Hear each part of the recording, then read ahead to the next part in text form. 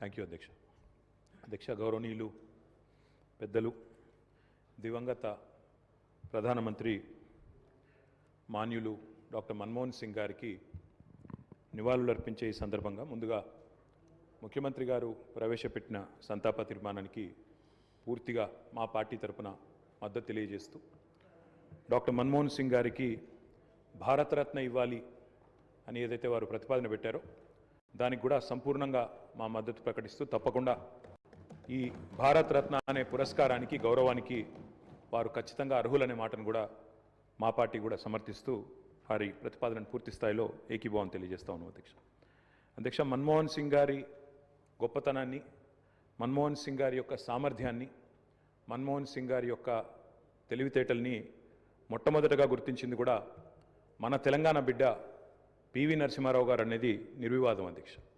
PV Narasimha Rao గారు ఆనాడు ప్రధానమంత్రిగా భారతదేశానికి ఎన్నికైన తర్వాత సాధారణంగా ఈరోజు వింటుంటాం అధ్యక్ష, లాటరల్ ఎంట్రీ అని, అంటే రాజకీయాలతో సంబంధం లేని వ్యక్తులను కూడా మనం రాజకీయాల్లో ముఖ్యంగా ప్రభుత్వాలలో ముఖ్యమైన పాత్రల్లో తీసుకురావడాన్ని లాటరల్ ఎంట్రీ అంటారు అధ్యక్ష.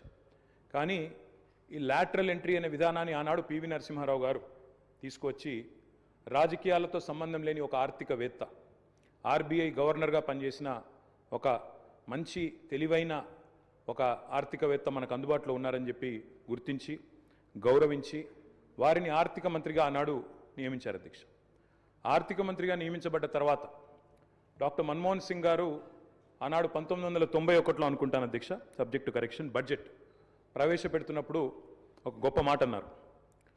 ఆయన అన్న మాట, let the whole world here loud and clear, India is wide awake. అంటే ప్రపంచం మొత్తం వినాల్సిన సమయం వచ్చింది, నా దేశం మేల్కొని ఉంది అనే మాట ఆనాడు ఒక ఆర్థికవేత్తగా ఆర్థిక సంస్కరణలు ప్రవేశపెట్టే సందర్భంలో డాక్టర్ మన్మోహన్ సింగ్ మాట్లాడిన మాట అధ్యక్ష.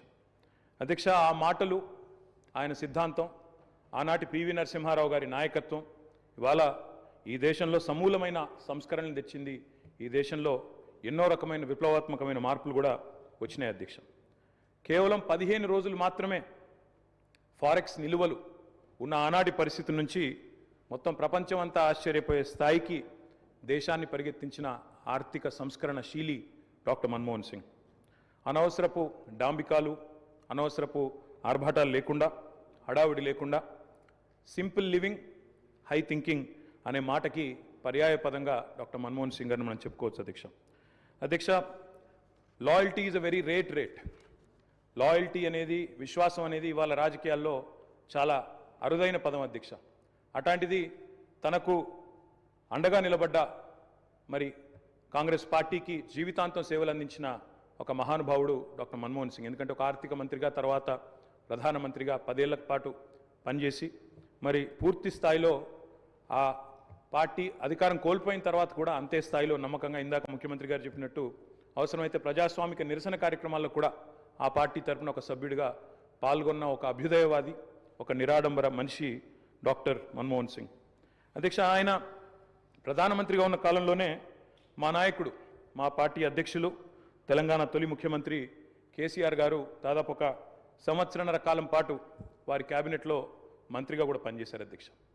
మంత్రిగా పనిచేసే క్రమంలో ఆనాడు 2004లో కాంగ్రెస్ పార్టీతో పొత్తు పెట్టుకొని మరి ఆనాడు ఎన్నికల్లో గెలిచిన తర్వాత క్యాబినెట్లో భాగస్వామ్య పక్షాలను కూడా ఆహ్వానించి కేసీఆర్ గారి క్యాబినెట్ మంత్రిగా తీసుకున్న తర్వాత వెంటనే ఒక చిన్న చిక్కు సమస్య వచ్చింది అధ్యక్ష. కేసీఆర్ గారికి పోర్ట్ఫోలియో ఆనాడు షిప్పింగ్ పోర్ట్ఫోలియో ఇవ్వడం జరిగింది.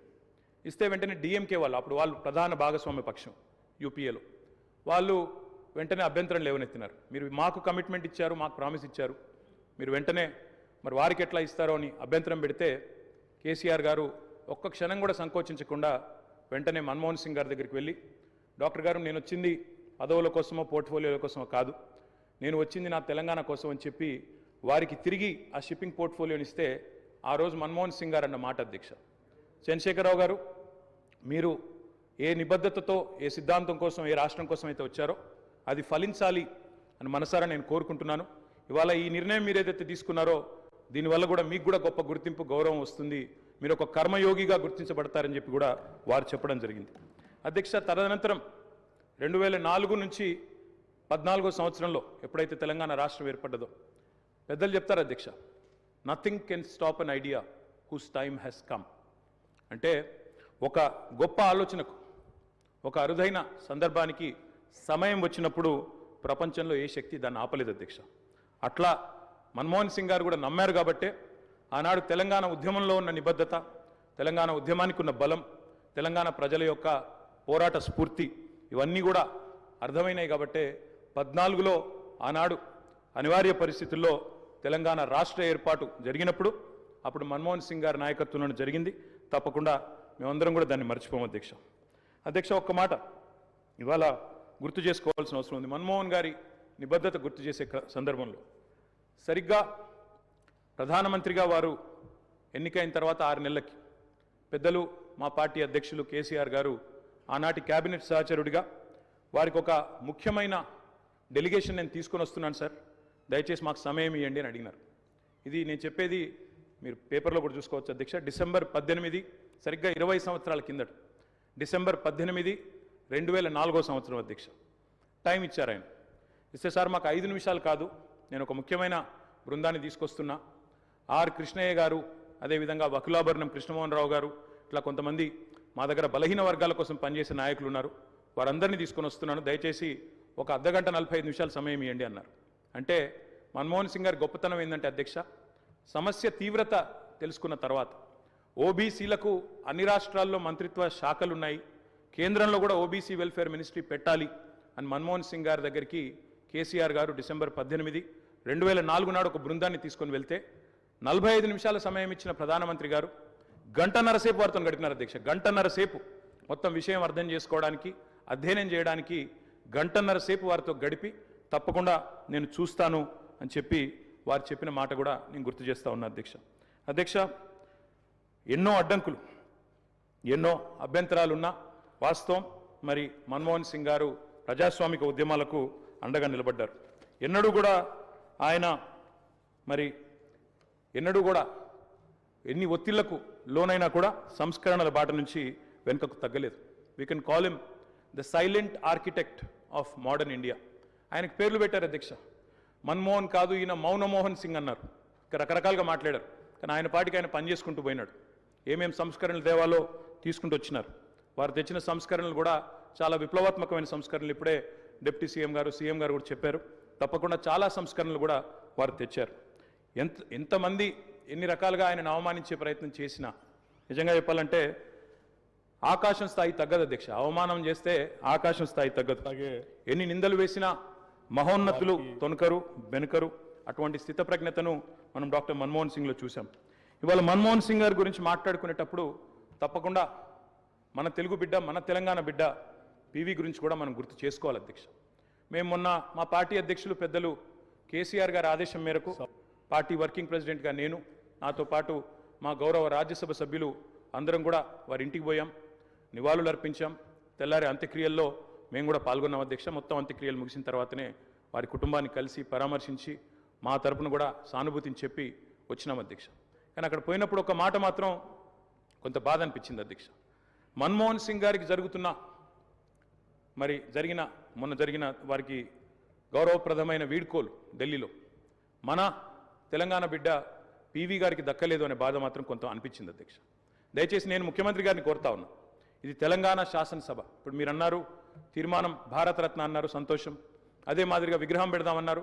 తప్పకుండా ప్రభుత్వం ఎక్కడ వారు నిర్ణయిస్తే అక్కడ మేమందరం కూడా వస్తాం అధ్యక్ష. తప్పకుండా అట్లాంటి కార్యక్రమాల్లో కలిసి పాల్గొంటాం. కానీ పివి నరసింహారావు గారికి కూడా ఢిల్లీలో ఒక మెమోరియల్ ఏర్పాటు చేయాలని చెప్పి శాసనసభ తీర్మానిస్తే మన తెలంగాణ బిడ్డ, మన తెలుగు బిడ్డ, మనవాడు పివి గారికి కూడా సముచితమైన గౌరవం కేంద్ర ప్రభుత్వం ఇవ్వాలి అనే ఒక ప్రతిపాదన కూడా మన శాసనసభ నుండి పోతే బాగుంటుంది. ఎందుకంటే ఢిల్లీలో అందరూ ప్రధానమంత్రులకు మెమోరియల్ ఉంది అధ్యక్ష, కానీ ఒక్క పివి గారికి లేదు. అదొక రకంగా మనకు అవమానం, మనకు తీరని లోటు. కాబట్టి ఈ తీర్మానంతో పాటు దాన్ని కూడా జతపరిచి పంపించినట్టయితే తప్పకుండా వారిని కూడా, ఎందుకంటే మన్మోహన్ గారిని రాజకీయాల్లోకి తెచ్చిందే పివి గారు, అట్లాంటి పివి గారికి కూడా ఒక మెమోరియల్ ఏర్పాటు చేయాలని శాసనసభ ఏకగ్రీవ తీర్మానం చేస్తే మన గౌరవం కూడా పెరుగుతుంది, మన సభ గౌరవం కూడా పెరుగుతుందనే మాట కూడా తెలియజేస్తూ ముఖ్యమంత్రి గారు పెట్టిన సంతాప తీర్మానానికి సంపూర్ణమైన మద్దతును, ఆ కుటుంబానికి మా ప్రగాఢమైన సానుభూతిని కూడా తెలియజేస్తాం అధ్యక్ష.